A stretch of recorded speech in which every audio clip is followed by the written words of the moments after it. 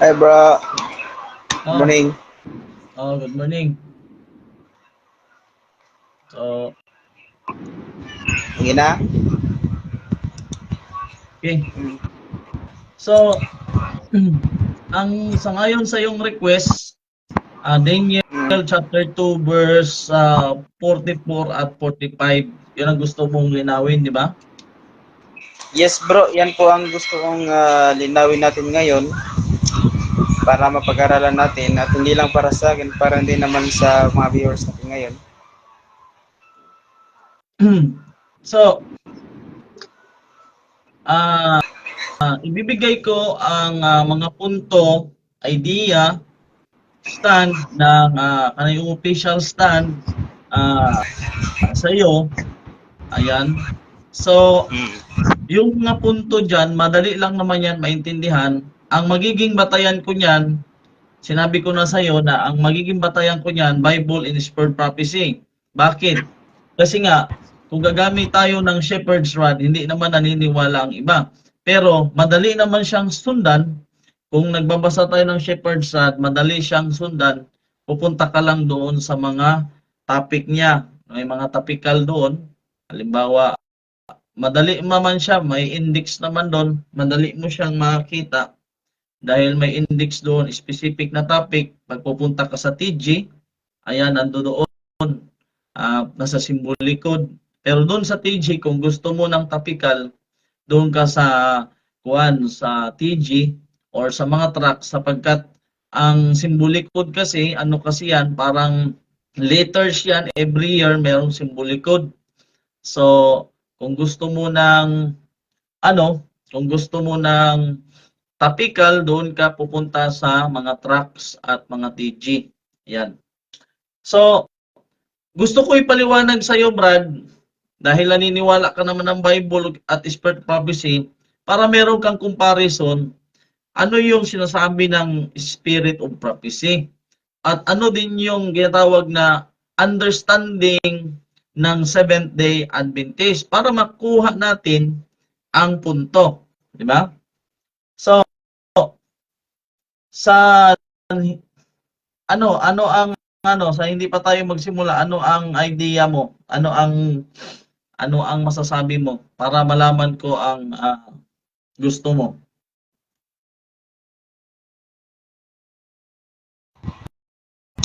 Sa ngayon, gusto kong makuha yung tinatawag kasi na curious kasi ako kung paano naging events o kabahagi ng events yung premillennial kingdom. Kasi alam naman natin na when it comes of eschatology, meron talagang pag-aaral ng Adventist, IMS, SDARM, even the home churches na magkaparehas, di ba?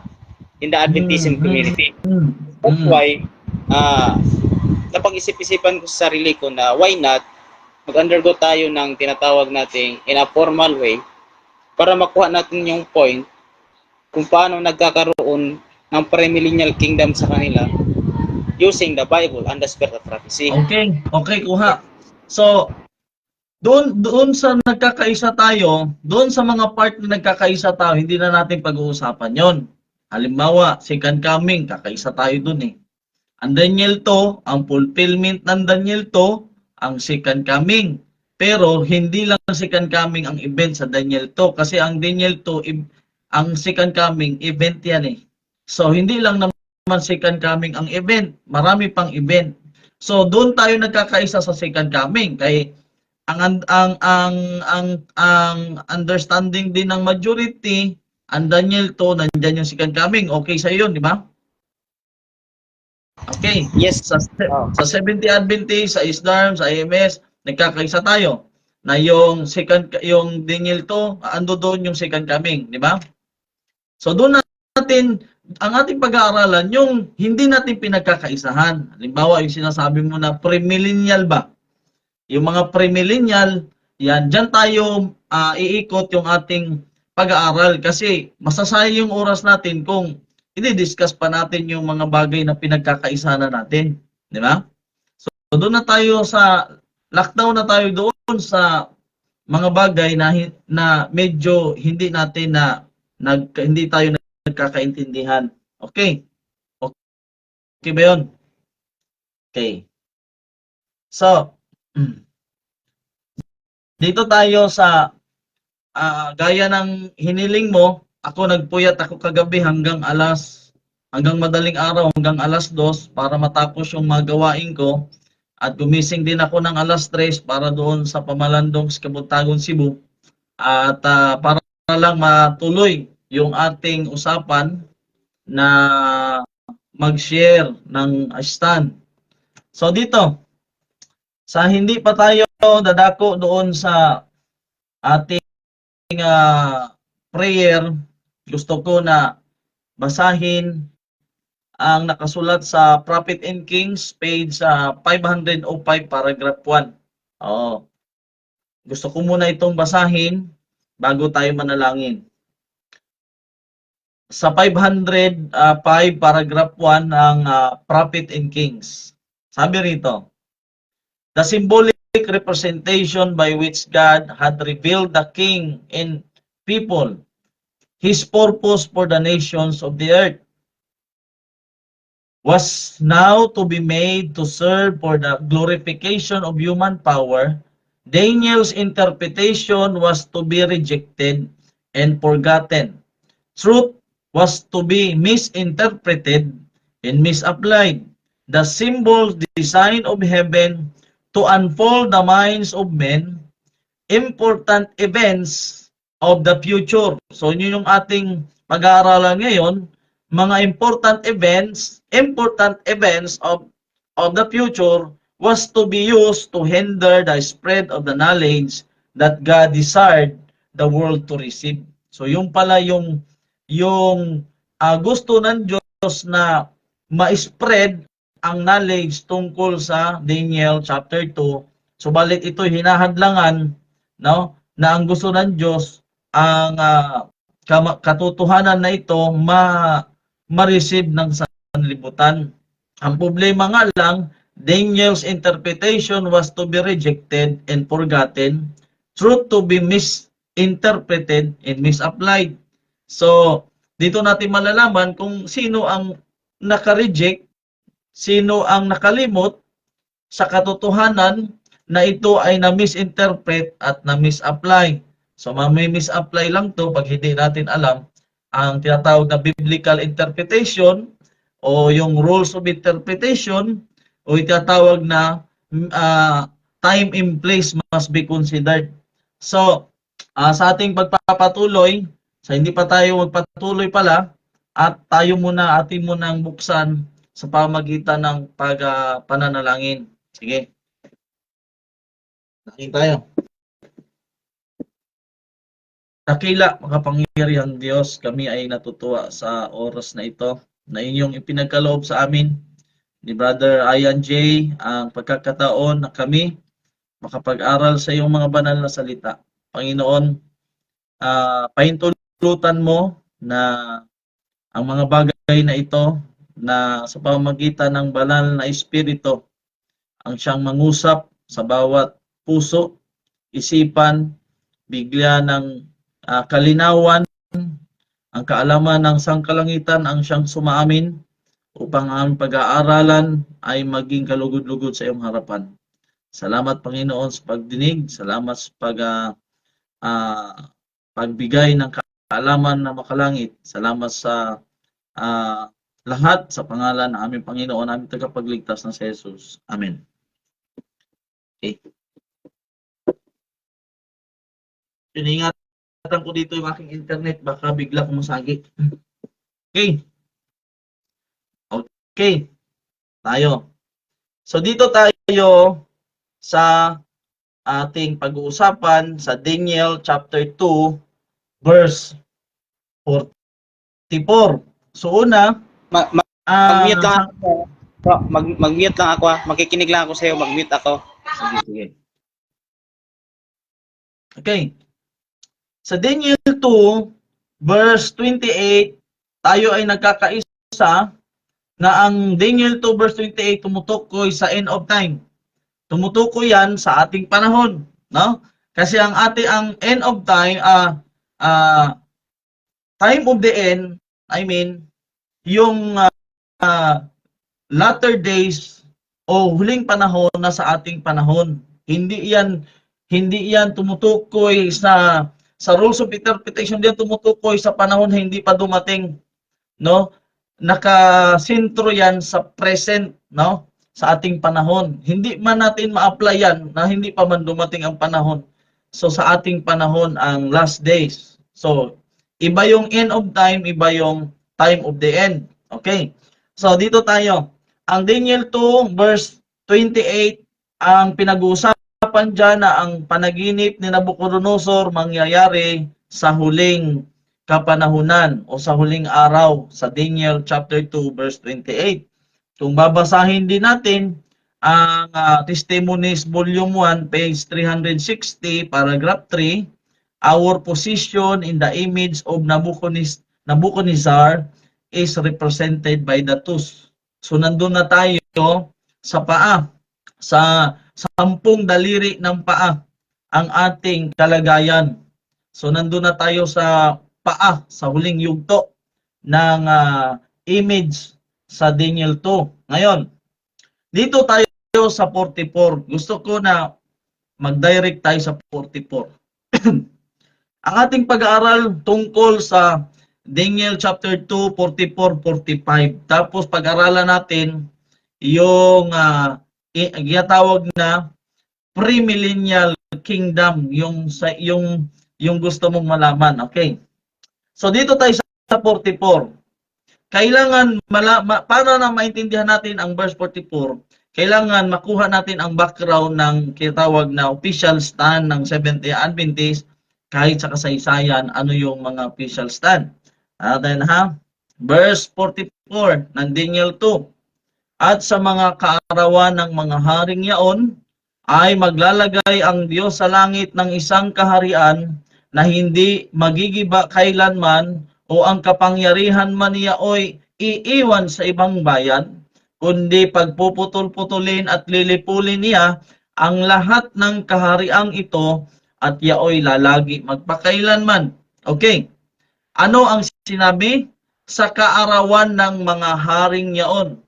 Pag sinabi na ang kaarawan ng mga haring yaon, tumutukoy siya sa 10 mga daliri sa paa. Ano ang tinutukoy sa larawan ni yaon? At sa mga kaarawan ng mga haring yaon, ang tinutukoy ang imahe sa Daniel chapter 2, yung great image. Nang sabi doon, sa araw na yun, merong pang mga maghahari. Kasi sinasabi, sa araw sa mga kaharian na yaon. At sa mga kaarawan sa mga haring yaon, ay maglalagay ang Diyos sa langit ng isang kaharian. Punto. Unang punto. Kung sa'yo, Brother J, ayan J, ang Panginoon, hindi siya maglalagay sa langit ng kaharian kasi wala pa ang creation, meron ng langit, meron ng trono. Oo. Kasi ang common understanding ng marami, ang Diyos daw maglalagay daw ng kaharian doon sa langit. Paano ka makapaglagay ng kaharian? Wala pa nga ang creation. Naghahari na ang Diyos. Saan siya maglalagay? Kasi sabi rito, at sa mga kaarawan ng mga haring yaon, ay maglalagay ang Diyos sa langit ng isang kaharian. Saan niya ilalagay ang kaharian? Doon ba sa langit? O dito sa lupa? Siyempre, sa madaling salita, hindi man ang Diyos hindi maglalagay ng hari doon sa langit kasi dati nang may hari, may kaharian doon sa langit. Ang sagot, saan siya maglalagay ng kaharian? Dito sa lupa. Ano ang purpose? Sabi rito, kundi pagpuputol-putulin at lilipulin niya ang lahat ng kahariang ito. So ang purpose ng Diyos sa langit, ang Diyos na makalangit, maglalagay siya ng isang kaharian. Ang purpose, pagpuputol-putulin at lilipulin niya ang lahat ng kahariang ito. Anong kaharian? Kaharian sa lupa. Oo.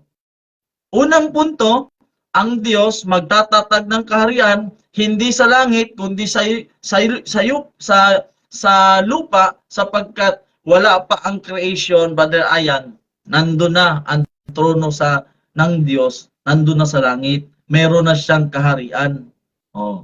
So, common sense mga kapatid, na ang pagtatatag ng Diyos ng kaharian, hindi nga yon sa langit. Dito nga sa lupa. Ikalawang punto, sa kanyang pagpuputol-putulin at lilipulin niya ang lahat ng kahariang ito. Anong tinutukoy na kaharian? Yung sa daliri ng paa. Oo. Yung sinasabi ng Volume 1, 360, Paragraph 3, our position in the image of Nebuchadnezzar is represented by the tooth. So yung mga hari na nag-exist. Ngayon, pangatlong punto, sa 44, pangatlong punto, ano ang mauuna? Kasi sinasabi ng common understanding ng majority, ito daw, Daniel 2:44, ito daw yung second coming. Okay. Pangatlong punto. Ulitin ko, unang punto, ang Diyos na tagalangit, magtatatag ng kaharian hindi sa langit, kundi sa lupa. Pangalawang puntos, puputol-putulin at lilipulin niya lahat ng kaharian sa sanlibutan. Pangatlong punto, sa 44, sapagkat ang common understanding ng majority, ito daw ay tinatawag na second coming. Ngayon, tanong, meron pa bang maghahari? Meron pa bang kaharian sa second coming? Ano ba ang mauuna? 7 last plagues or second coming? Ang sagot, ang mauuna, sangayon sa official stand ng Seventh-day Adventist, ang mauuna, kapatid, ay 7 last plagues. Okay. So tingnan natin, anong event ang 7 last plagues? Sa 7 last plagues, nandyan yung tatawag na napakalakas na lindol na hindi pa nangyari mula nang magkaroon ng bansa. Yung lindol na yan, ang mga bundok mapapatag. Okay. Sang-ayon yan sa Revelation chapter 16, kahit magsimula ka ng 18 to 19 to 20, na ang sabi dyan, mangyayari ang napakalakas na lindol na ang mga bundok ay magiging patag. Mawawala ang mga bundok. So, ngayon, dahil sa 7 last plagues, ang tanong, sa second coming, meron pa bang maghahari? Pag sinabing maghahari, merong trono, merong kaharian, merong subject. So, malinaw, sa second coming, kapatid, wala na talagang building dyan, wala na maghahari kasi doon pa lang sa 7 last plagues, doon pa lang sa napakalakas na lindol, wala nang matitirang mga kaharian. Pero ano ba ang sinasabi ng verse 44? Sa mga kaarawan, sa mga haring yaon, ibig sabihin, meron pang nag-i-exist na mga hari, ang Diyos sa langit, magtatatag ng kaharian na hindi magigiba kailanman. Ang purpose, pagpuputol-putulin, lilipulin ang lahat ng kahariang ito. Anong kaharian ang binabanggit? Kaharian sa langit, kaharian dito sa mundo. Bakit? Ang mga kaharian sa mundo, meron yan siyang mga prinsipyo.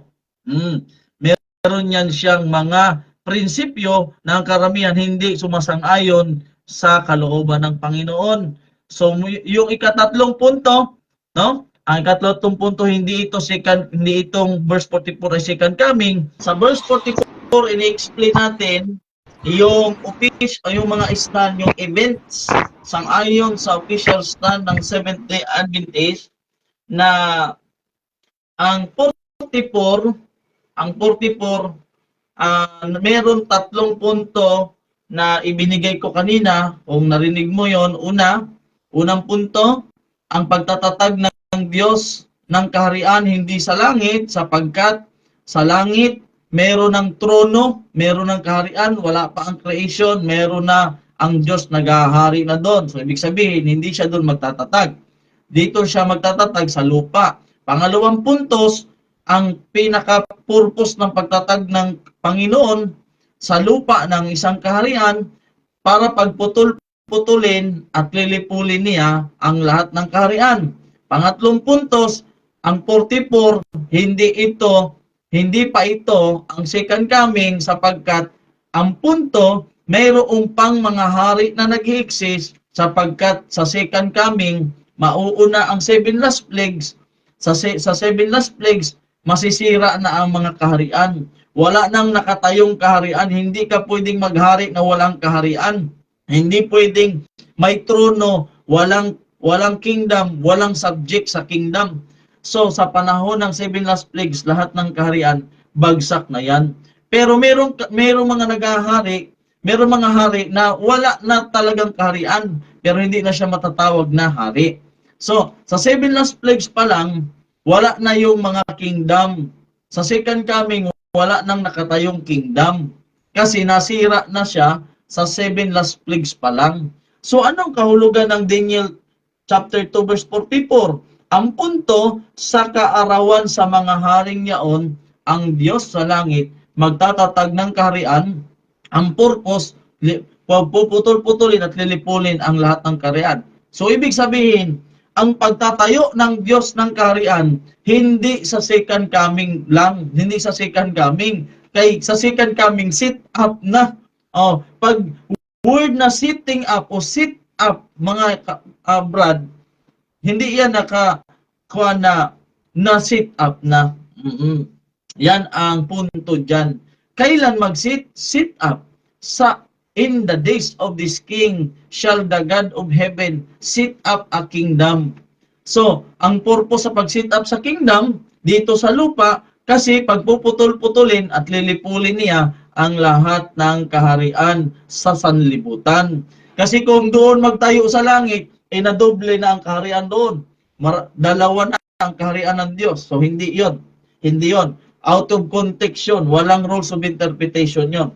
Ngayon, ang ikatatlong punto, hindi pa ito ang second coming sapagkat mayroong pang mga nag-i-exist ng mga kaharian at tinutukoy ng talata na yung larawan sa Daniel 2 na tumutukoy sa paa, our present world, sang-ayon sa volume 1, 360, paragraph 1. So, ano tayo? Okay. So, sinabi ko na sa iyo kanina, doon tayo sa mga bagay na hindi natin pinagkakaisahan. So, ang tanong, kailan itatayo ang kaharian? In the days of this king. So, ang tanong, kailan itatayo? Sa kaarawan sa mga haring yaon. Hindi pa yon second coming kasi merong pang mga naghahari. Gaya ng aking pinaliwanag, na sa second coming, wala na pong mga kaharian doon dahil sa 7 last plagues pa lang, nangatumba na, nangasira na. Pati ang mga hari, wala na sa kanilang mga trono. Ngayon, kasi sapagkat napakalakas na lindol. Okay, ang tanong, kailan mangyayari ang Daniel 2:44? Ang sabi sa Daniel 2:28, kung ano ang mangyayari sa mga huling araw. Ngunit may isang Diyos sa langit na nagpapahayag ng mga lihim at siyang nagpapaaninaw sa haring Nabucodonosor kung ano ang mangyayari sa mga huling araw. So binasa na natin yan, no? Mangyari sa huling araw pero hindi sinasabi na second coming. Ang Daniel 2:44, mayroong pagtatag ng gikanharian. Sa second coming, hindi na po yan itatatag. Tatag na po yan. Ibababa na lang yan. Kapatid na Ian J. Hindi na siya magtatatag sa second coming. Ang second coming, hindi na siya magtatatag kasi tatag na sa second coming. Wala nang pag-sitting up. Yan po ang kailangan natin malaman sa rules of interpretation. Ang second coming event na lang siya. Hindi na siya magtatatag kasi natatag na. Pero dito sa Daniel 2:44, ang Diyos maglalagay o magtatatag pa lang siya. So, yun ang isa sa ikaapat na mga punto na ating pag-aaralan. So, ang Daniel 2:44, mangyayari siya sa uling araw. Hindi sinabi na second coming. No? Okay. Bakit? Dahil sinabi diyan na hindi magkakaisa ang bakal at sa panahon na yan, hindi magkakaisa ang bakal at ang lupang luto. Sa second coming, wala nang pagkakakuan. Buwag na lahat. Okay. Sa second coming, hihiwalay na ng Diyos ang tinatawag na pansirang damo, ihiwalay niya na ang kambing at tupa. Dyan sa volume 1, 360, paragraph 3, hindi pa nga magkasang-ayon ang mga bansa. Paano natin i-apply sa second coming na may nag-exist pa na mga kaharian? Sa second coming, separate na ang tupa at ang kambing, at sa second coming, set up na ang kingdom. So hindi natin ma-apply ang Daniel 2:44 sa second coming. So kailangan i-consider natin ang time and place. Okay. So dito tayo sa pasok na tayo doon sa kingdom. At yung kingdom na itatayo ng Diyos, ang Diyos nagtayo doon sa anong kaharian 'yon, no? Gusto ko mabuksan sa ating patuloy na pag-aaral yung sinasabi mo, yung request mo na premillennial kingdom. So papasok na tayo doon kasi pag sinabing premillennial kingdom, ang Diyos magtatatag ng kingdom before Christ coming.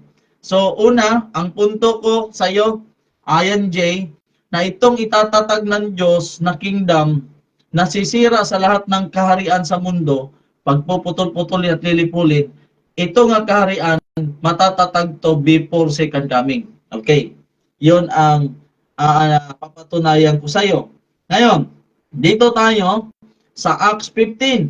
Acts 15 verse 15 hanggang sa 17. So tingnan natin ang Acts 15. Sa Tagalog, sa Acts o buhat 15, versikulo 15 hantod sa 17, mao ni ang naggingon. At dito ay nagsasang-ayon ang mga salita ng mga propeta gaya ng nasusulat. Punto. Dito, nagsasang-ayunan o nasasang-ayon ang mga sulat ng mga propeta. Ibig sabihin, hindi nagkasumpaki, hindi nagkakontradict ang mga salita ng mga propeta. Sa anong paraan na yung mga salita ng mga propeta hindi nagka-contradict? Verse 16. Ano ba 'yon na nagsang-ayon man ang mga propeta? Verse 16. Pagkatapos ng mga bagay na ito, ako'y babalik at muli kong itatayo ang tabernakulo ni David na nabagsak at muli kong itatayo ang nangasira sa kanya at ito'y aking itatayo. Permado ito ng Panginoon. Sinulat ni Apostol Pablo na sa 15 nagsasang-ayunan. Oo, sang-ayon ang mga propeta sa mga sulat nila. Ano yun? Sa verse 16, ako'y babalik at muli. Pag word na muli, yung kingdom of David, bumagsak man yun. O, sa unang pagkakataon, ang word nga paggamit at muli kung itatayo ang tabernakulo ni David. Sino magtatayo? Ang Diyos na nabagsak at muli kung itatayo ang nangasira sa kanya at ito'y aking itatayo. Sino magtatayo? Hindi mga David yan. Ang Diyos ang magtatayo. 17. Kasi ang iniisip nila na ito daw, doon na to sa new earth. Sige daw, patunayan natin. 17. Upang hanapin ng mga nalabi sa mga tao ang Panginoon. Sino maghanap? Yung mga nalabi sa mga tao, hanapin nila ang Panginoon. At ng lahat ng mga hintil na tinatawag sa aking pangalan sa 17. Ngayon, tanong, doon ba sa New Earth, meron pa bang mga hintil doon? Wala na kapatid, kasi lahat doon magiging isa na lang na hindi na ayaw ng Diyos ng mixed multitude. Kasi particular siya doon sa mga tinatawag na lahi. Kaya nga, ang gusto ng Panginoon pag-uwi doon, gusto niya na sa first Exodo, gusto niya mga Hudyo lang. Nagkamali man kay nag-asawa man ang mga Diyos ng mga Egyptian. So pagdating doon, nagkalitsi-litsi. So gusto ng Panginoon na pagdating sa kwan, isa na lang ang bansa. So ibig sabihin, doon sa talata na to, mayroon pang hindi ito apply sa New Earth sapagkat ang lahat ng mga hintil. So mayroon pang mga hintil na ililigtas.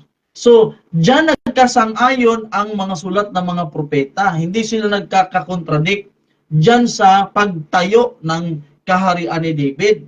Ano pa? Punta tayo sa Old Testament sa Amos. As mamaya babasahin natin kung nakaprophecy ba ito. Punta tayo sa Amos 9, kasi binasa natin Acts 15:15 to 17. Punta tayo sa Amos 9, kahit magsimula tayo sa 11 hangtod sa 13. Pwede nga yan basahin ng hanggang dulo. Pero dahil limitado ang oras, mag-umpisa lang ako sa versikulo 11, tapos 11, 12, tapos 13. Tapos tingnan natin kung ano ang anong event ito. Tingnan natin. Amos 9.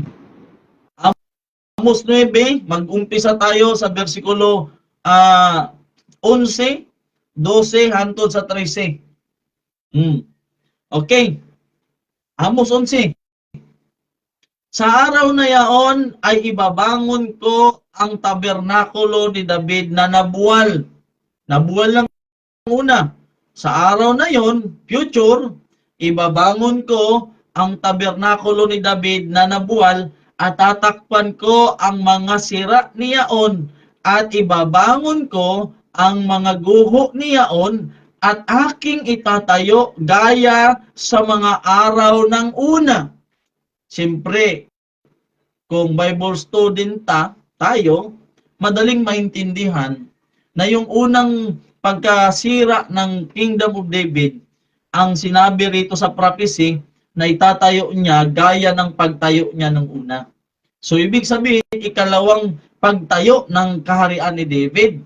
Hindi natin ito pwedeng malalis. Hindi natin ma-question ang Bible kung maintindihan natin. Dahil sinabi rito, ibabangon ko ang tabernakulo ni David na nabuwal at tatakpan ko ang mga sira niyaon. At ibabangon ko ang mga guho niyaon at aking itatayo gaya ng mga araw ng una. Hindi ito pwedeng ma-refute. Sino ba magtatayo? Pag i-refute ng tao ito, ang Panginoon ang nagpirma. Ang aking itatayo gaya ng una.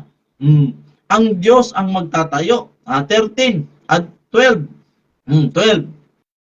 Upang kanilang ariin ang nalabi sa Edom at ang lahat ng mga bansa sa lahat ng at ang lahat na bansa sa mga tinatawag sa aking pangalan, sabi ng Panginoon.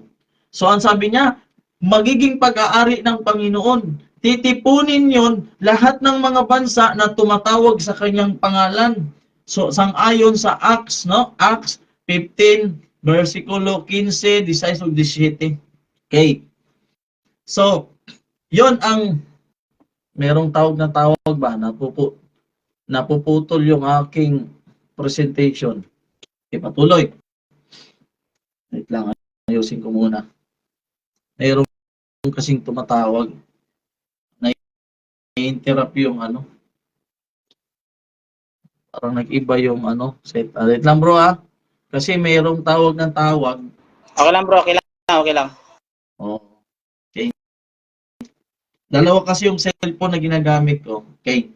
So, 12 na, 13 na tayo, verse 13. Sundan mo na lang bro, kung meron kang Bible dyan para makuha mo yung punto. 13, verse 13, Amos 9, versikulo 13.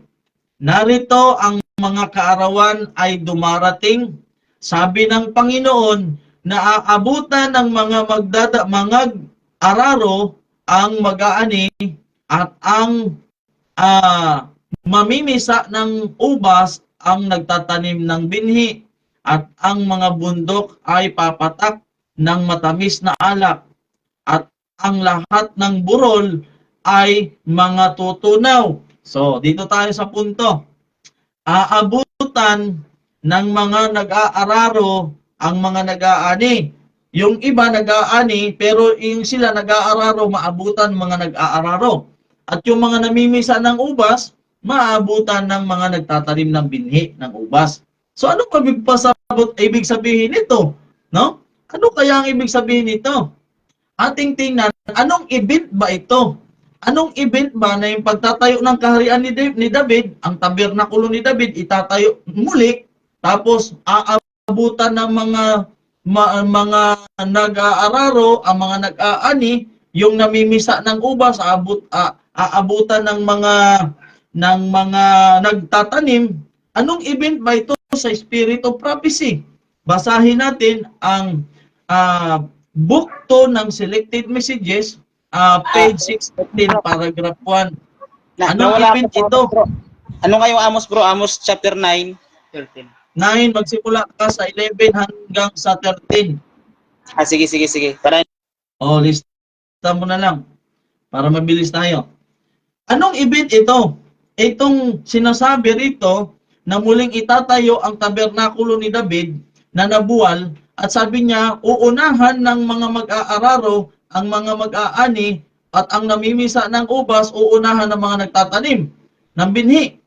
Tingnan natin ang komentary sa Spirit of Prophecy, dito mabasa sa volume book 2 ng Selected Messages, page 16, paragraph 1. Tingnan po natin ha. Anong event ito? Sabi nito, but I speak not my own words. Anong sabi ni Sister White? Hindi ako nagsasalita ng aking sariling mga salita. When I say that God's Spirit will pass by those who have had their day of death and opportunity, but who have not distinguished the voice of God or appreciated the moving of His Spirit. Then thousands in the 11th hour will see and acknowledge the truth. Behold, the days come, saith the Lord, that the plowman shall overtake the reaper, and the trader of grapes him that soweth seed. Amos, kinote niya, Amos 9:13. 2SM 16, paragraph 2. Paragraph 3. These conversions of truth will be made with a rapidity that will surprise the church, and God's name alone will be glorified. So ang event pala ng Amos 9:11 hanggang sa katapusan at Acts 15 verse 15 hanggang sa 17, ito pala na event ay tinatawag na loud cry ng 11th hour laborers. Kailan ba mangyayari yun? So ibig sabihin, ang pagtayo ng tabernakulo ni David mangyari sa huling araw na itong panahon na to, ito yung loud cry sangayon sa mabasa. Okay. So, patuloy. So, pinatunayan natin dito ng Acts chapter 15 at yung Amos chapter 9, ang fulfillment niyan ay sa panahon ng loud cry na ang 11th hour laborers ay pupunta na sa tinatawag na lahat ng mga bansa. Okay, dito tayo sa isa pang sinasabi ng Biblia. Punta ka sa Hosea chapter 3 verse 4 at verse 5. Hosea chapter 3 verse 4 at verse 5. Ganito ang pagkakasabi.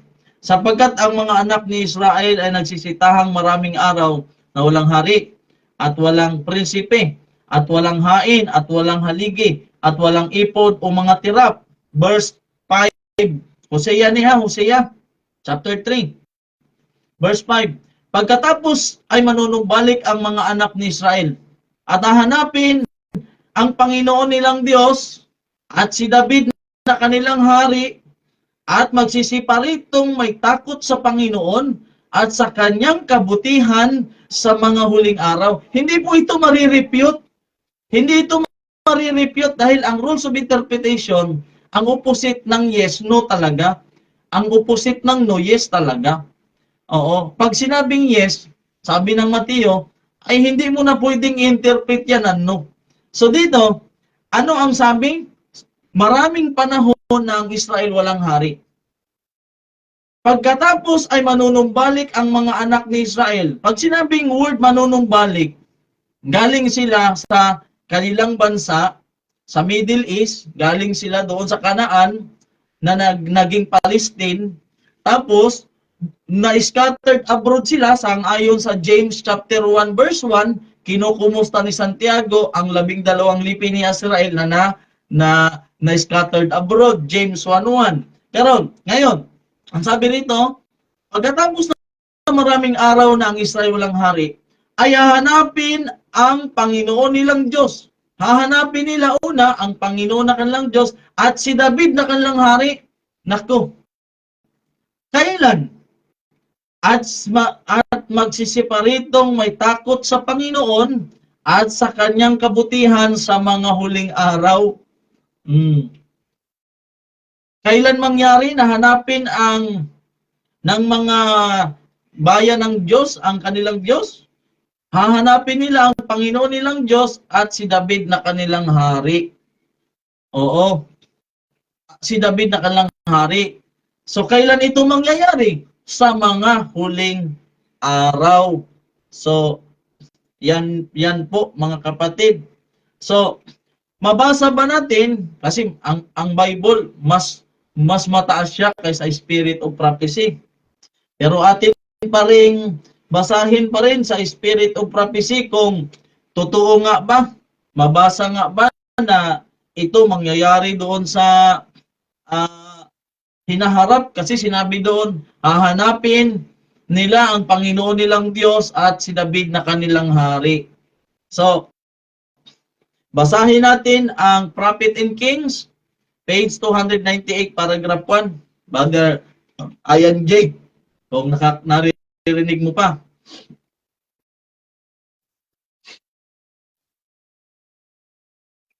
Okay. Nasundan mo? Okay. Basahin natin ang komentary ng Amos 9 at Hosea chapter 3. Sang-ayon sa Prophet and Kings 298, paragraph 1, the prophecies of judgment delivered by Amos and Hosea were accompanied by predictions of future glory. Bakit? Ang pinag-aaralan po natin dito ay ang Kingdom of Glory. Sapagkat ang kingdom, dalawa lang naman ang kingdom, yung Kingdom of Grace and the Kingdom of Glory. So ito palang binabanggit sa Amos 9 o sa Hosea chapter 3, the prophecies of judgment delivered by Amos and Hosea were accompanied by predictions of future glory. Oo. Sabi rito, the 10 tribes, the long rebellion and impenitent was no promise of complete restoration. Ito pala yung restoration na to, doon sa unang kingdom ni David, i-restore niya yon sang-ayon sa Amos. Sabi rito, the prophecies of judgment delivered by Amos and Hosea were accompanied by predictions of future glory. To the 10 tribes, long rebellious and impenitent, was no promise. Wala palang promise doon sa kanila. Ang mga long rebellious, mga hindi tumatanggap, ayaw maniwala, walang pagsisisi, was given no promise of complete restoration to their former power in Palestine until the end of time. Until the end of time. So, yun yung sinabi. But before Hosea was given a prophecy, the set before them the privilege of having a part in the final restoration that is to be made to the people of God at the close of earth's history. Afterward, sabi rito, afterward the prophet continued, shall the children of Israel return and seek the Lord their God and David their king, and shall the fear of the Lord in his goodness in the latter days. So malinaw yan kapatid, hindi yan na marirepute na kailangan ang pag-repute kasi ng talata, ang pag-repute to refute an error is to present the truth. Kailangan meron tayong mas matibay na passages na sumisira doon. Hindi naman sisira doon sa kundi maa-align ang official stand. So dito tayo. So patuloy. In symbolic language, Hosea set before the 10 tribes God's plan of restoring every penitent soul who would unite with his church on earth, the blessings granted Israel in the days of their loyalty to Him in the promised land. Minsan nga nagiging katatawanan na lang dahil ang binanggit ng Panginoon, promised land. Tapos sasabihin ng iba, tama din naman kasi ang promised land noon o Canaan, ngayon Palestine naman yan. Pero binabanggit kasi ng prophecy, all the territory of Canaan. Ang Canaan noon, napalitan na yan ngayon ng Palestine. So kasama ang Palestine doon sa all territory of Canaan. Kaya nga, minsan ginagamit sa iba na mga opposer na pupunta sila sa Palestina. Ganyan. Pero ang binabanggit kanina, para maging klaro, una binanggit sa paragraph 1, Palestine. Pagdating na dito sa baba, binanggit ang tinawag na promised land. So ang promised land pala nandun sa Palestine. Tapos kung ating basahin ang Soponias 2:5, ang Kanaan mo nandiyan, yan yung naging Palestine ngayon. Okay. So dito tayo. Balikan natin ang Old Testament. Ano ang sinasabi sa Old Testament? Sa libro ni Isaias, narinig mo pa ako, Brother Jay? Yes bro. Continue bro, continue. Okay. So, punta tayo sa libro ni Isaias kasi kanina, nagkakasang-ayon ang mga salita ng mga propeta. Yung mga sulat ng propeta, nagkakasang-ayon, walang contradiction. So, dito tayo sa aklat ni Isaias. Sabi rito, mayroong prophecy dito sa aklat ni Isaias, ganitong pagkasabi, Isaias 9. Isaias 9, versikulo 6. Kailangan nga.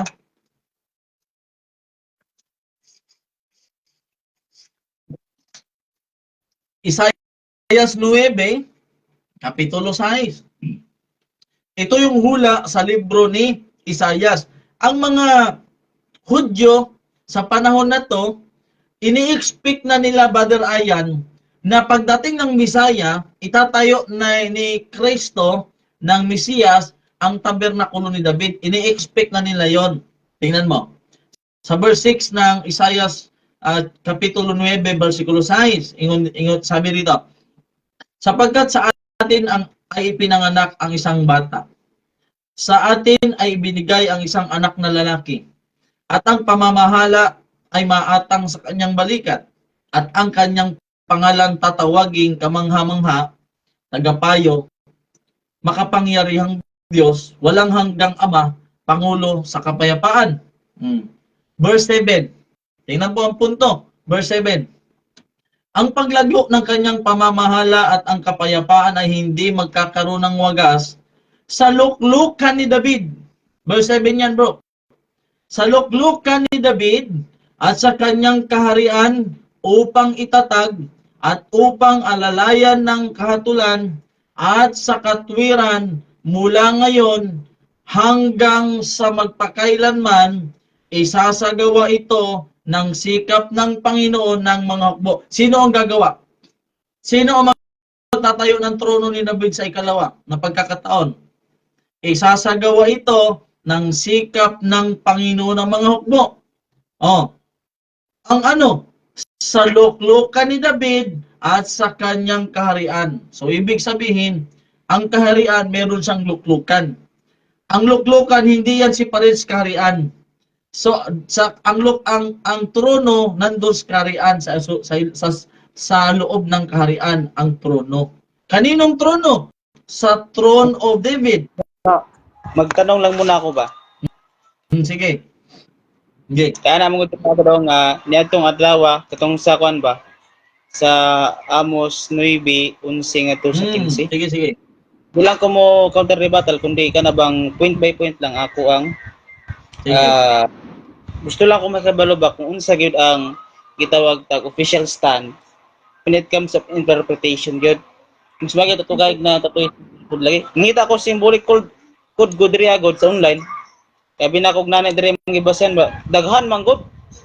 Sa man nga pero ang kini sa Amos ba 11 ngadto sa 15 mga yung quote good. Sige. Unsa gyud ang Basta may inyong clarification mo diha. unsa gyud ang inyong stand ani regarding this kaning yung dirihan at mga adlaw pa tindukon ko ang barang-barang ng naputang David. Mao ba ni siya gid ang kining kingdom nga gisaad ngadto sa mga Israelitas ug mao po ni siya ang kingdom Oo, maga yan yun.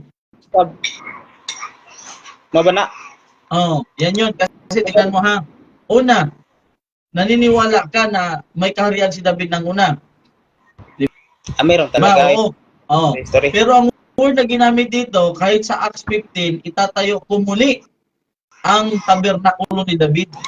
Itatayo muli ang nabuwal.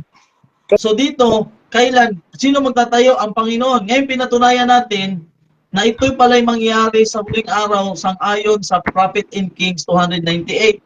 Binasa ko na yon. Yan na bro, yan na kaharian. Ano yan bro? Para ba yan sa lahat ng tao or something specific lang talaga? Kung bakit itatayo yan? Hindi. Para yan sa lahat ng naniniwala. Hindi sa lahat ng tao kasi hindi naman lahat ng tao naniniwala. Siyempre, hindi naman pwedeng makapasok ka sa kaharian na hindi ka naman naniniwala na mayroong itatatag na kaharian ni David. Kasi si David, kapatid, sangayon sa Revelation, offspring Christ is the offspring of David. Lahi, si Kristo, lahi ni David. Hindi man nauna si Kristo kang David. So kinuha ang lahi ni Kristo doon kang David. Kaya nga sa Revelation, ang sanga the righteous branch, mamaya basahin ko dyan, na sa panahon na yan, tatawagin si David na righteousness. Oo, mamaya. So, kanina, pinatunayan ko na ang mga punto natin sa Acts 15, Amos 9, binasa ko na kanina sa iyo na ito palang mga talata nagrepresent pala ito sa panahon sa loud cry. Oo. Okay. Kasi binasa na natin yung second book 2 ng 16. Tapos binasa natin ang Patriarchs and Prophet na ito pala kinote ito ni Sister White na ito pala yung mangyayari sa latter days. Tapos binasa pa natin ang Hosea 3 verse 4, mangyayari na hanapin nila ang Panginoon na kanilang Diyos at si David na kanilang hari sa huling araw. So hindi ang rules of interpretation hindi man pwede na nangyari na kasi sa huling araw man ang ginamit at pinatunayan din sa Spirit Prophecy na ang event na yung pagtayo ng kingdom, yun pala sa panahon ng latter days doon sa pag-preach na ng 11-hour laborer sa Matthew chapter 20. So, kinote yan ni Sister White. So, ibig sabihin, ito nga kingdom, yung tanong mo, para ba sa lahat? Ay, para sa lahat ng naniwala. Pero hindi lahat ng tao na makapunta doon, kasi hindi naman lahat naniwala ay.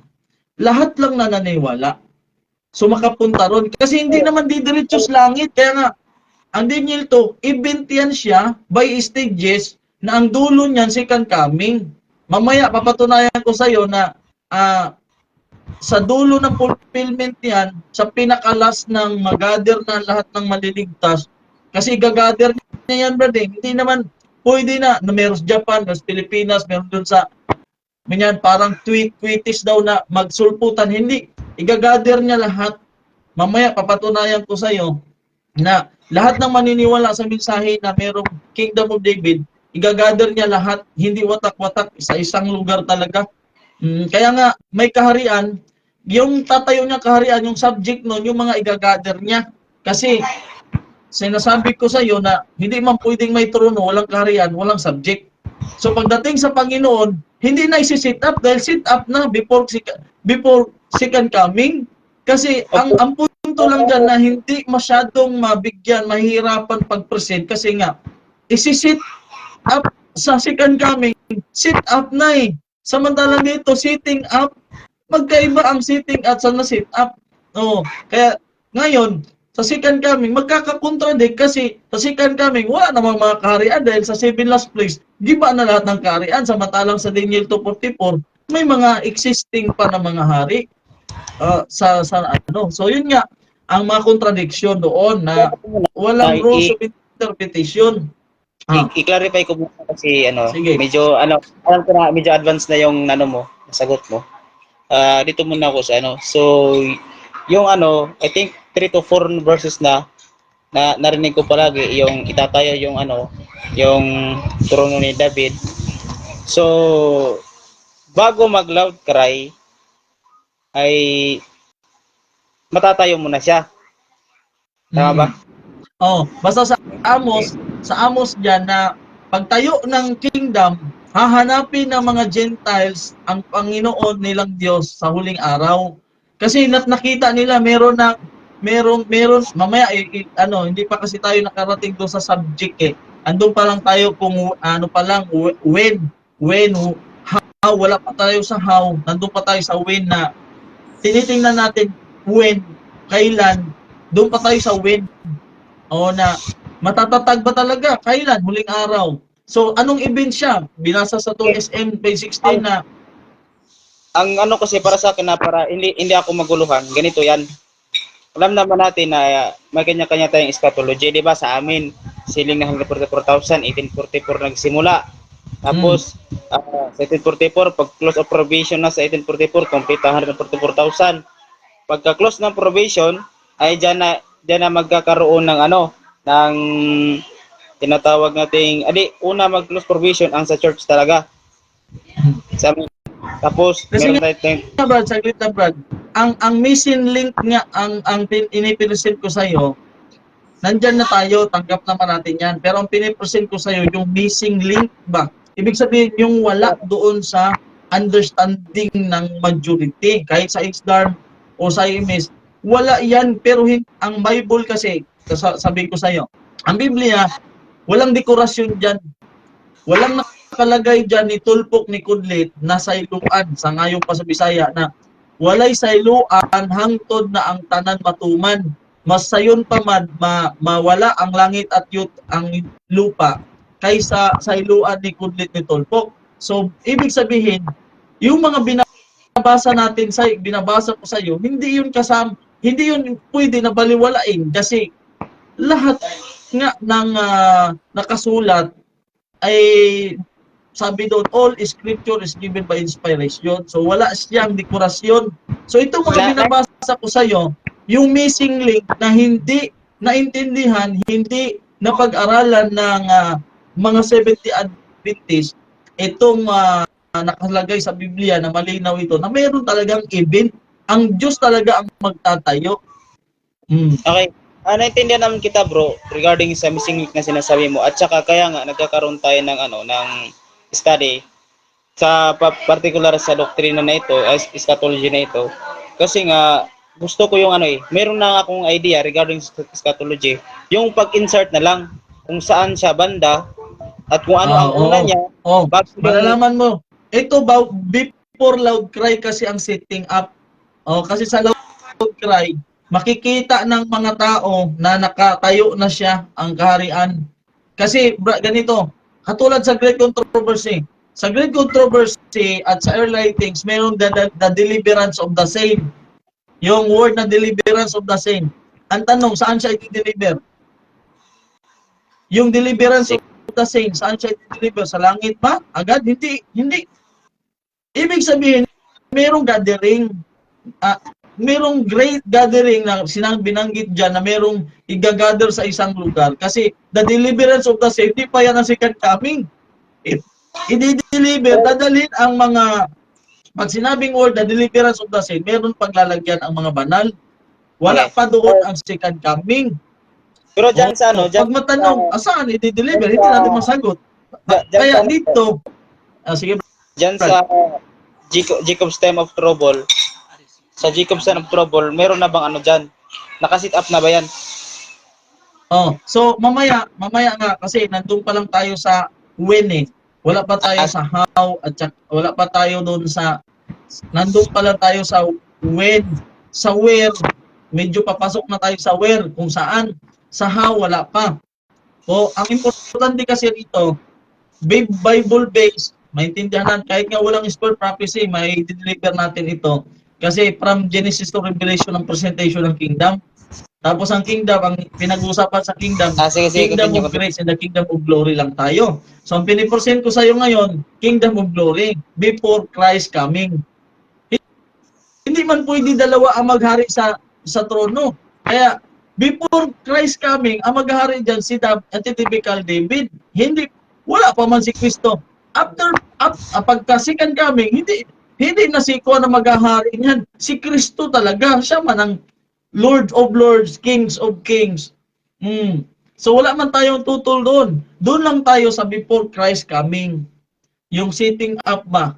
Kasi pagdating ng Panginoon, di naman siya magsi-sit up na. Kaya sit up naman lahat. Event ang second coming. Pagdating ng Panginoon, kukunin naman lang ang mga banal. Wala naman siyang isi-sit up dyan. Kasi event ang second coming. Event siya ba? Ito kasi may stages. Ang chapter 2 may stages. Ang bato galing sa bundok, tapos yung bato na galing sa bundok, may kahulugan. Ang bato may kahulugan. Ang larawan may kahulugan. Tapos pagkatapos pagbangga ng bato, ang bato lumaki, naging bundok. So yun kasi ang tinitingnan natin ng mga stages. May mga transformation ba? Sige bro. Ano, patuloy. Ha? Okay, patuloy tayo. Okay. So, pinatunayan ko na sa iyo yon. Sa ngayon sa balikan mo na lang. Dito tayo. Dito sa binanggit dito, binasa ko na sa iyo ang Isaias 9, Isaias 9 versikulo 6 or 7 na prediction ito sa panahon ng mga Israelites, mga Hudyo, before Christ first coming, in-expect na talaga nila bro na kung darating yung Emmanuel, yung Kristo, yung Messiah, itayo niya talaga ang kingdom of David.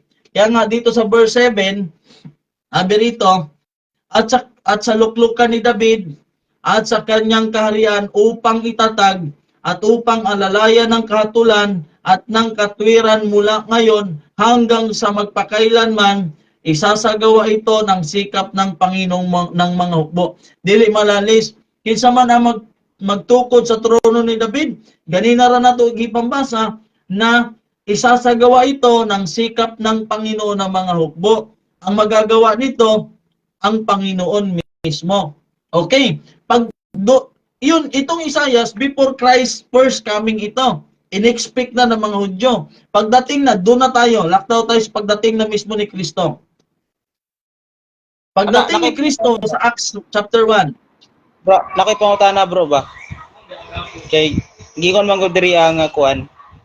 'Di ba? Isaias 9:6 na tayo ngikutlo no? Sa prophecy yan ni Jesus Christ before Christ first coming. Kaning sa kuan ba? Siya man gid ang mga tukudan eh. Kaning siya ba gid mismo ang mo overall good as in pag-construct sa tanan? Ini nga kingdom. Sumala lagi diri Brad. Kung mituog yun ta na ang Biblia wa gyud dekorasyon. Sa ngayon talaga sinabi rito, isasagawa ito ng sikap ng Panginoon. Hindi na sinabi diyan kung yung detalye. Ang atin dito pananampalataya, Panginoon talaga nagsabi na isasagawa. Pero kung itanong mo kung alam ko ba kung paano siya ang proseso, hindi ko alam. Kasi dito, ang tinitrace natin dito na mangyayari talaga kasi hindi babalik ang pulong sa Ginoo, hindi babalik sa kanya na walang kahulugan, walay pulos ba. So sabi rito, sa lukluk siya mismo, sa prophecy niya, may prophecy na first coming of Jesus, pag nakarating doon, ang second sa verse 7 na sa luklukan ni David at sa kanyang kaharian upang itatag at upang alalayan ng kahatulan at katwiran mula ngayon hanggang sa magpakailanman, isasagawa ng Panginoon o isasagawa ito ng sikap ng Panginoon. So ititrace natin na ang pagtatag pala ng trono ni David, ang Diyos sa sikap ng Diyos, siya ang gagawa. Pero ang detalyado nito kung paano ay hindi natin mabasa kasi hindi binigay na ganito, ganyan. Hindi.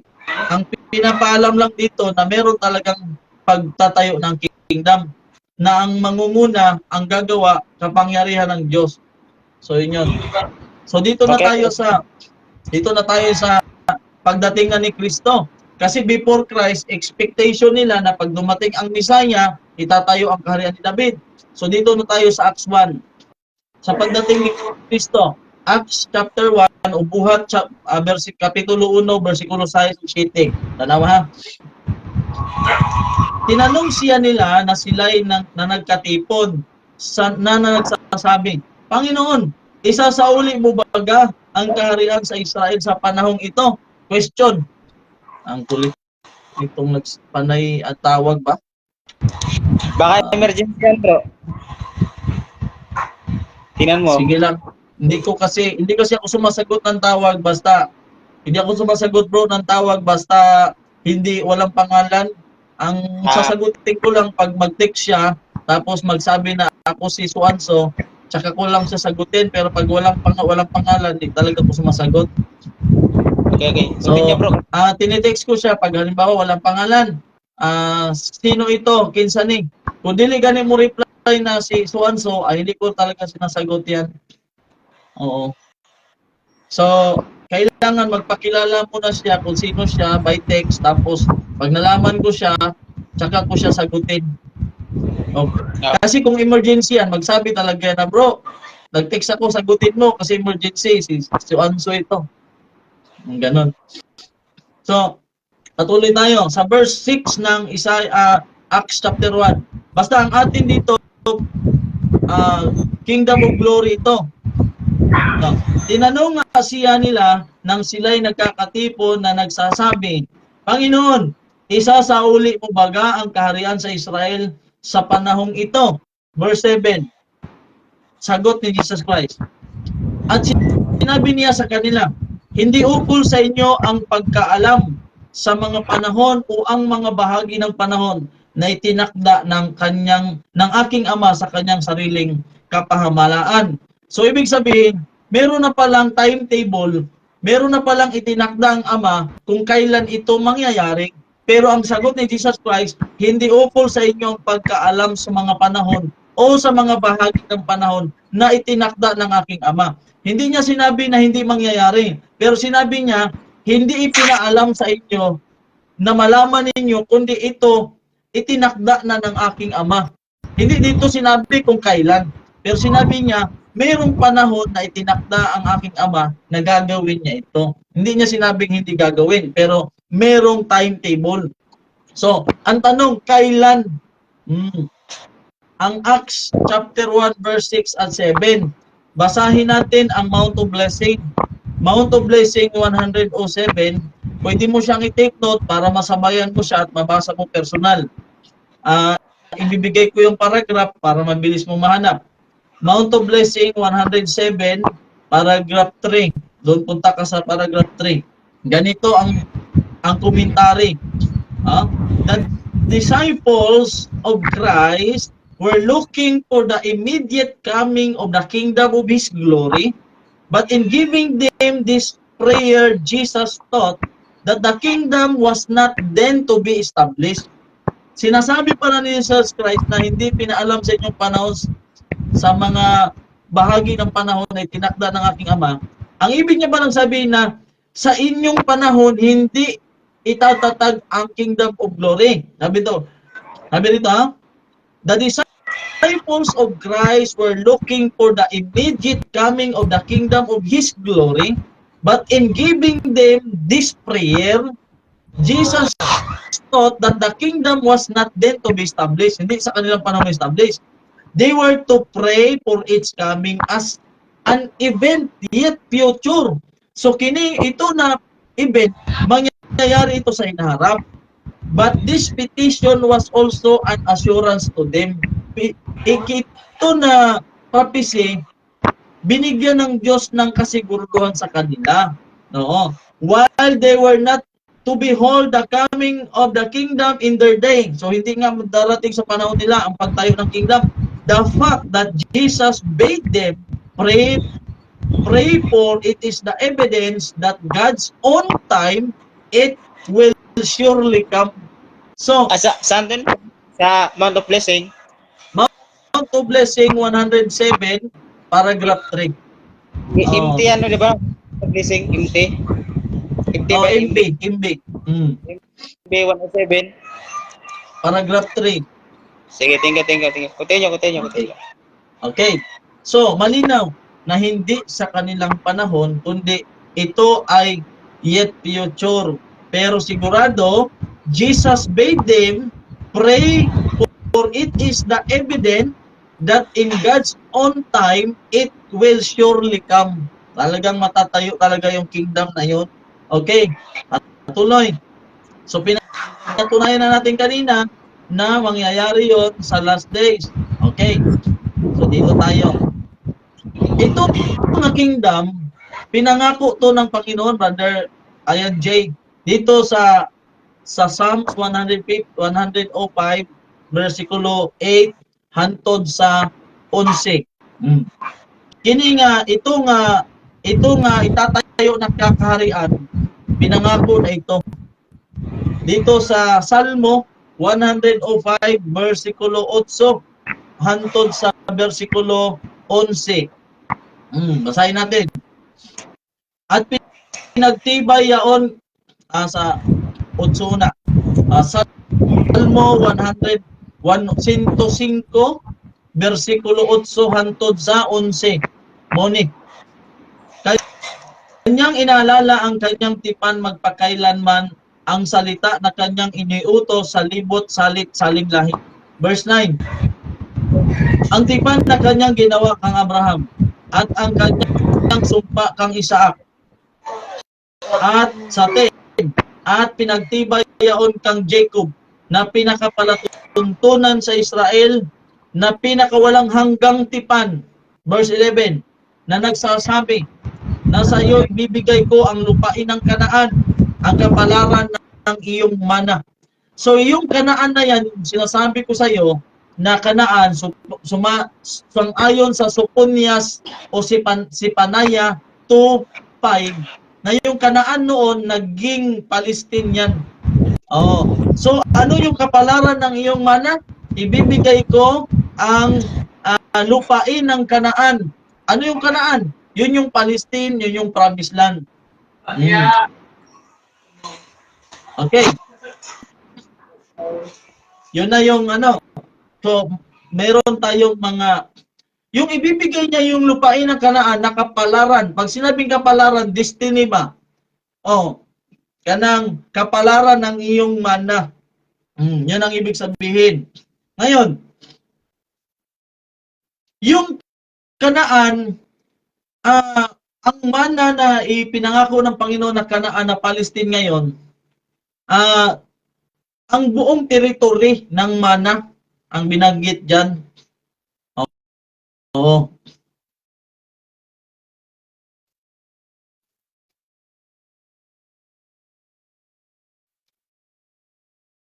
Sige bro, patuloy lang bro. Patuloy lang. Sang-ayon sa Prophet and Kings, page 19, paragraph 2, the children of Israel were to occupy all the territory which God appointed them. Those nations that rejected the worship and service of the true God were to be dispossessed. Ang ancient Israel pala na pinangakuan ng Diyos na ma-occupy nila ang lahat ng territory doon sa Kanaan, nung first Exodo, gusto ng Diyos na ma-occupy ang lahat ng territory ng Canaan. Ngunit, those nations that rejected the worship and service of the true God were to be dispossessed. Hindi talaga nila naangkin yung buong teritoryo ng Kanaan. Kasi nga dahil sa reject nila ang pag-worship, tapos ang totoong pag-serbisyo sa Diyos, yun ang dahilan na hindi talaga nila naangkin ang all territory of Canaan. Na 19 paragraph bro, no? But ancient 19 paragraph, Israel did not fulfill God's purpose. So kailan yun mangyari? No? Yung pangako ng Panginoon, marirenew yun, mababago. In the last days of this earth history, God's covenant with His commandment-keeping people is to be renewed. Na-renewed ba? Na bago. Ang pangako niya doon sa ancient Israel, na bago na doon na sa modernong Israel. Tingnan mo ha, na bago na. So yung mga pangako ng Panginoon sa unang Israel, sa ancient Israel, na bago doon na sa modernong Israel. Sa anong paragraph bro? Anong paragraph bro? Anong paragraph? Ha? Anong paragraph? Ano Brad? Anong paragraph yan? Kuha nito, Prophet and Kings, page 19. I-take note mo na lang, tapos balikan mo na lang pagka may type ka. Prophet and Kings, page 19, paragraph 2. Tapos, Sige bro, sige. Prophet and Kings, 299, paragraph 1. Na ma-renew. Yung pangako niya sa ancient Israel, hindi man na-dispossess man, hindi man na-fulfill ang covenant of Jehovah, so ma-renew siya sa modernong Israel na. Ito, mababasa ito sa Prophet and Kings 713, paragraph 1. Pakitik note mo na lang. 713, paragraph 1. Babasahin ko. That which God purposed to do for the world through Israel, the chosen nation, He will finally accomplish through His church on earth today. These witnesses for God are numbered among the spiritual Israel, and to them will be fulfilled all the covenant promises made by Jehovah to His ancient people. So ang pag-restoration pala ng Kingdom of David na ipinangako ng Panginoon, doon pala mangyayari yon sa He will finally accomplish through His church on earth today. And to them will be fulfilled all the covenant promises made by Jehovah to His ancient people. So, sa last days pala matutupad yun ng pagtayo ng tinatawag na kingdom. Kingdom. Dito sa Jeremiah chapter 30, kasi binasa natin kanina ang iba't ibang mga propeta, dito tayo sa Jeremiah. Kasi hindi pa tayo nakabasa ng Jeremiah. Sa Jeremiah chapter 30, versikulo 3, 4, tapos 24, muni ang gingon. Sapagkat narito ang mga araw ay dumarating, sabi ng Panginoon, na aking ibabalik mula sa pagkabihag ang aking bayan, Israel at Huda. Sabi ng Panginoon, at aking babalikin sila sa lupain na aking ibinigay sa kanila, sa kanilang mga magulang at kanilang aariin. Ang mga ito, ang mga salita ng Panginoon, na sinalita ng Panginoon tungkol sa Israel at tungkol sa Huda. Ano ang sabi? Pababalikin mula sa pagkabihag ang Israel at Huda. Kasi sangayon sa James chapter 1 versikulo 1, kinukumusta ni Santiago o no James ang 12 lipi ng Israel na scattered abroad. So mayroong prophecy, kapatid, na mula sa pagkabihag doon sa mga bansa, ang Israel at Huda, pababalikin niya, sangayon sa binasa natin kanina, na pababalikin niya sila sa lupain. Kailan mangyari? ang tanong, kailan mangyari? Napababalikin niya. O, kailan mangyari yon? Sa versikulo 24, ganito. Ang mabangis na galit ng Panginoon ay hindi mapaparam hanggang sa maisagawa. Ano yon? Yung pagpapabalik. At hanggang sa kanyang maisagawa ang haka ng kanyang puso, sa mga huling araw ay iyong maunawan. Kailan? Sa huling mga araw. Jeremiah chapter 30, versikulo 3, 4, tapos 24. Oh. Patuloy, Jeremiah 23, verse 3. Ganito. At aking pipisanin ang nalabi sa aking kawan mula sa lahat ng lupain. Oh? Ang pagpipisan, yung gathering, sabi rito, at aking pipisanin ang mga nalabi sa aking kawan mula sa lahat ng lupain. Kay ang pagpipisan saan? Sa lahat ng lupain na aking pinagtabuyan sa kanila, at aking dadalhin sila uli sa kanilang mga kulungan, at sila'y magiging palanak at magsisidami. Versikulo 5. Narito ang mga araw ay dumarating, sabi ng Panginoon, na ako'y magbabangon kay David. Skinso, o sino ang ibabangon niya? Ako'y magbabangon kang David na matuwid na sanga, at siya'y maghahari na gaya ng hari, at gagawa ng may kapantasan, at magsasagawa ng kahatulan at kaganapan sa lupain. Versikulo 6. Sa kaniyang mga karawan ay maliligtas ang Huda. Meron pang pagliligtas. At ang Israel ay tatahang tiwasay. At ito ang kanyang pangalan na itatawag sa kanya, ang Panginoon ang ating katwiran. Sino ang itatayo niya, ibabangon niya? Ako'y magbabangon kang David na matuwid na sanga. Kailan ito mangyari? No? Ang tanong niya, kailan mangyari? Sa mga huling araw, sang-ayon sa versikulo 20.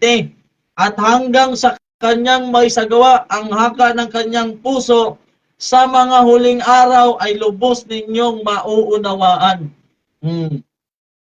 Klaro na ang pagtukod o ako'y magbabangon kang David na matuwid na sanga, at siya'y maghahari na gaya ng hari. Kailan? Sa mga huling araw. Huling araw.